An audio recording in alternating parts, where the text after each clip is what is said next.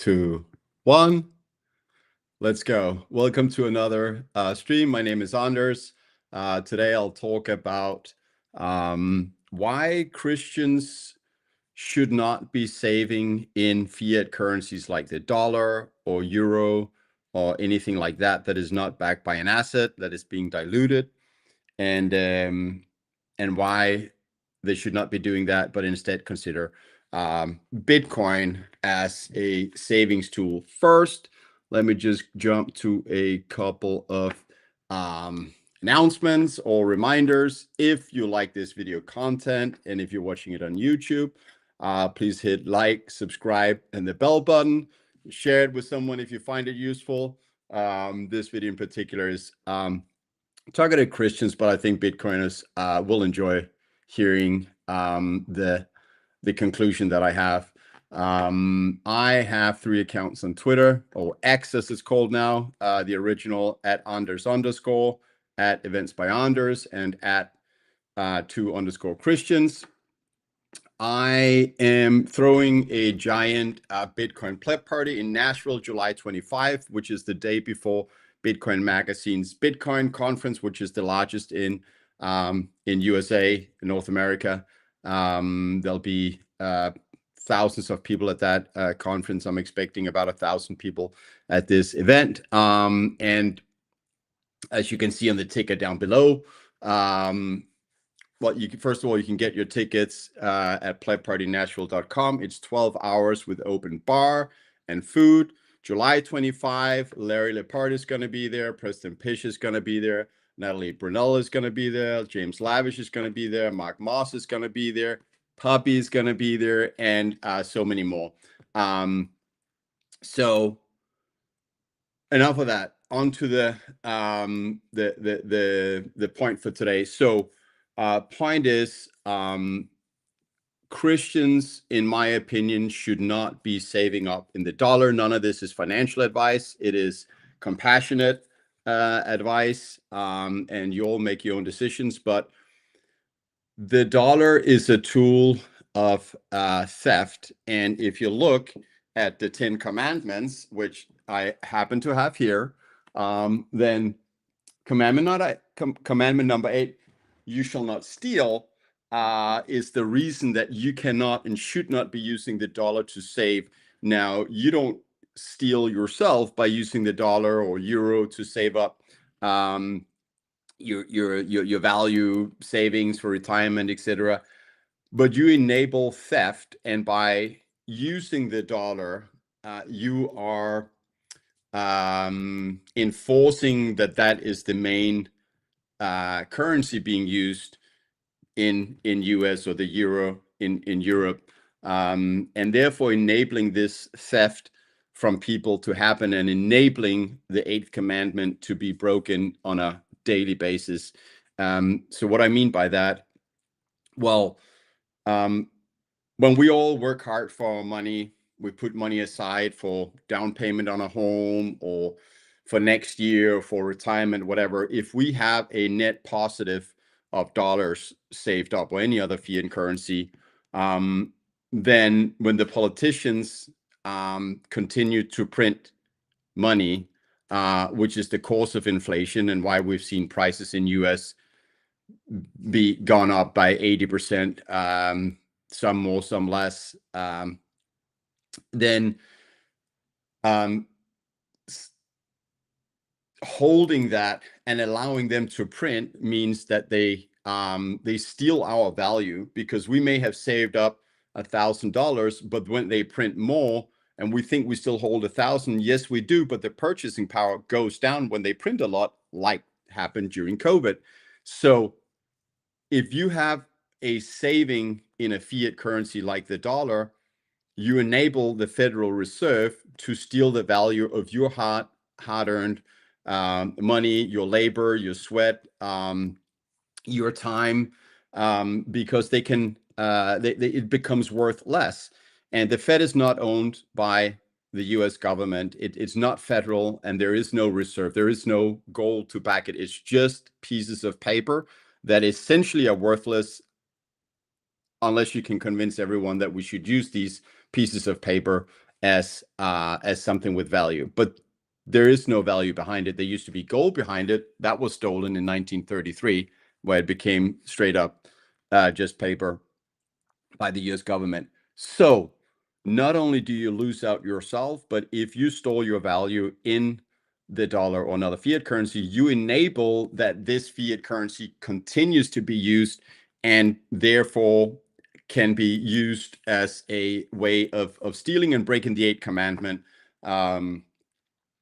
because it enforces other to use it as well. And that's why we as Bitcoiners see a much better money, a decentralized money that the government can't dilute. They can't steal from us. So in fact, where everyone has been dealing with inflation since 2009, Bitcoiners have been dealing with deflation. Prices measured in Bitcoin has gone down since 2009, measured in Bitcoin. Sure, there has been 1 year out of every four where the prices measured in Bitcoin go up, but otherwise they go down, and over time they significantly go down. So Bitcoin as a saving tool, the place that we store our value, gives us falling prices, which is great when you're trying to save up and being able to afford more in the future, instead of increasing prices. Saving the dollar not only is a terrible idea, it also destroys your savings, and it enables these private banking families that own the FIT and control it, and it can't be audited. So that should tell you something shady is going on. That's why Bitcoiners use Bitcoin instead to save up value. And it's kind of your duty as a Christian not to be saving in the dollar or the euro, because you enable this breaking of the eighth commandment. Worth other things to mention, I am going to Prague in the middle of June. I will be emceeing BTC Prague on the main stage during the main conference days, which I'm super excited about. Last year, I emceed down there at the industry day. Michael Saylor goes on the first half of the first day of the main conference, where I will be emceeing. So I'll get to introduce Michael Saylor, which I'm super excited about. He, by the way, showed up at the last pleb party I organized, which was in Miami on a rooftop in South Beach, May 18 last year. And the next one I'm holding is, as I've mentioned, right there, plebpartynashville.com, which is July 25 this year.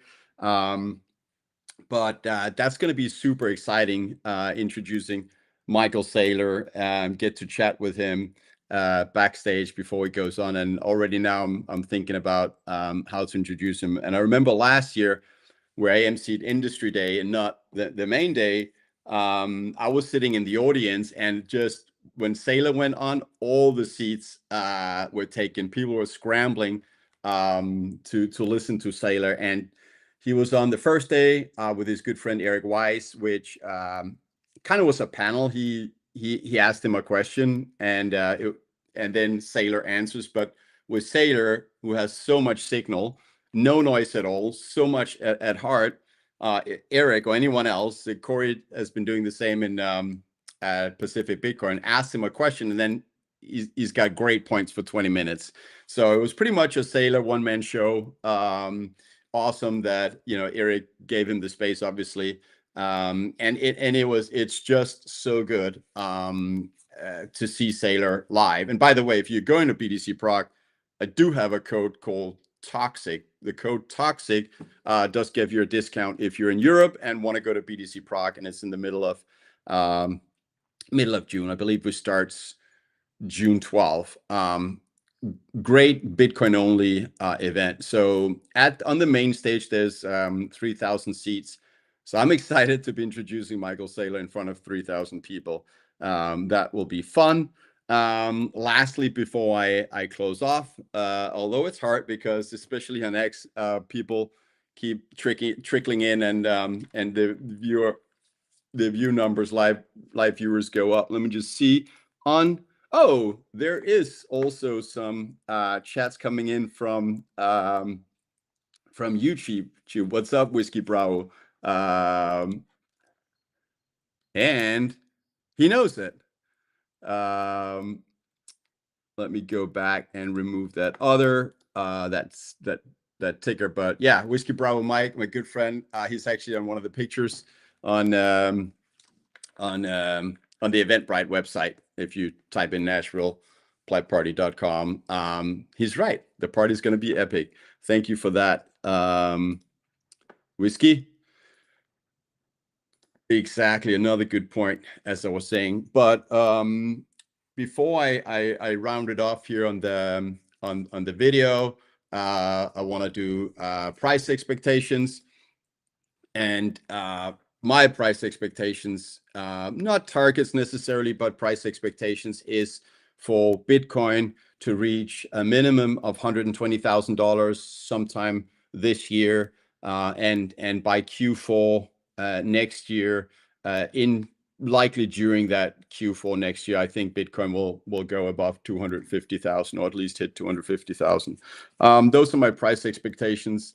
So let's see what happens. It's not financial advice, and nobody knows if the future, knows the future. And Bitcoin does not go up in a straight line. Nothing goes up in a straight line, especially not Bitcoin, when you're disrupting the most important market in the world, which is the market of money, because money makes up the half of every transaction.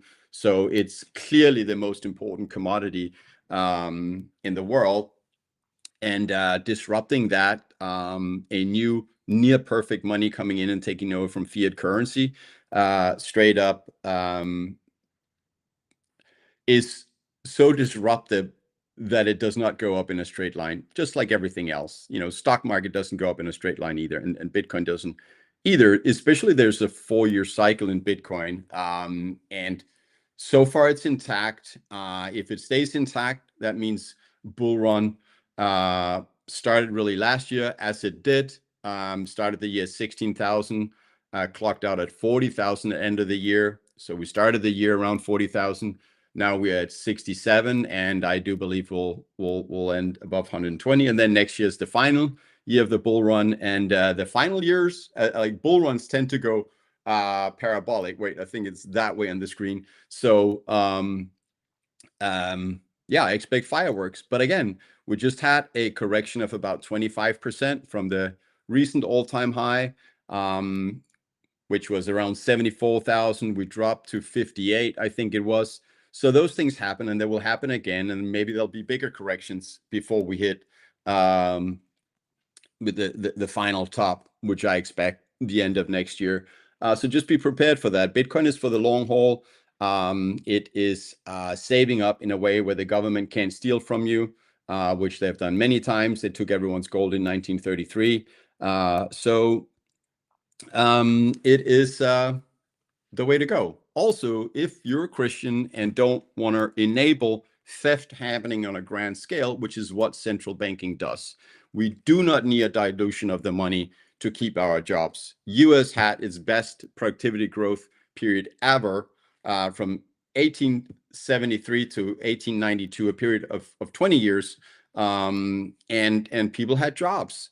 In fact, now we have internet, we have technology, we have computers, and we can't grow as fast as the productivity grew back then, when we had steam engines and the car even wasn't invented yet, and planes weren't invented. So and that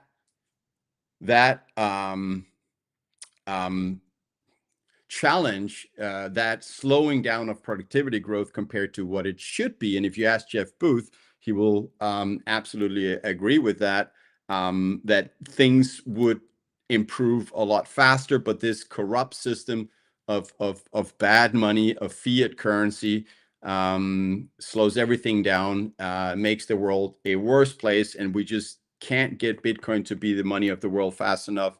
Once Bitcoin is the money of the world, a lot of problems will go away. We have a saying, Bitcoin fixes this. I absolutely do believe that. It pretty much fixes everything. It's hard to see until you've gone down the rabbit hole, but I'm extremely hopeful for humanity. So yeah, I think on that note, if you want to go to BTC Proc, the code is toxic. You get some discount. I'd love to see you there. That should be fun. And also, I do have the Pleb Party July 25 in Nashville, the day before the biggest Bitcoin conference in North America. And you can get your tickets on plebpartynashville.com. That will send you to the Eventbrite page. And that is 12 hours with open bar and food.